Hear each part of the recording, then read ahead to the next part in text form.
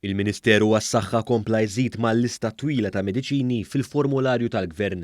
Dan hekk kif waqt konferenza fl-Isptar Mater Dei id-Deputat Prim Ministru u Ministru għas-Saħħa Chris Fern ħabbar li l-mediċina Lamas ser tkun disponibbli b'xejn għal dawk li batu minn marda respiratorja kronika partikolari. Dwar din il-kondizzjoni COAD jew Chronic Obstructive Airway Disease tkellimna mal-Professur Stephen Montfort hekk kif spjega l-effetti tagħha. Sibuha komuni ħafna speċjalment fil-punent tad-dinja tiġi ħafna nies li jpejpu.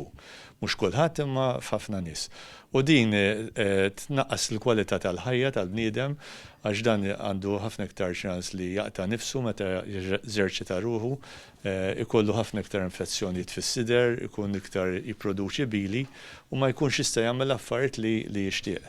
Huwa spjega wkoll l-effetti ta' din il-mediċina ġdida. Daw l-inhalers li introduċa il-Ministeru jgħidulhom Lamas huma long-acting muscarinic antagonists jaħdmu fuq il-pajpiet tan-nifs billi jiftħuhom, allura tidħol iktar arja f'tlej dawk il-partit tal-pulmun li għadhom tajbin u naqqas il-problemi ta' bili. Binħabba fekk, il-pazjent ikun kollu iktar nifs iktar jista' jimxi u l-iktar importanti innaqsu l-attakki li jistgħu potenzjalment jitfgħu ġo sptar jew nkella f'ċerta ċirkustanzi qal. Min-naħa tiegħu id-Deputat Prim Ministru, Ministru għas-Saħħa Chris Fern spjega kif din il-mediċina li tiġi f'forma ta' inhalers mhux biss ser ittejjeb il-kwalità tal-ħajja tal-poplu Malti u Awċi, iżda wkoll tkompli tnaqqas il-pis fuq l-isptarijiet f'pajjiżna.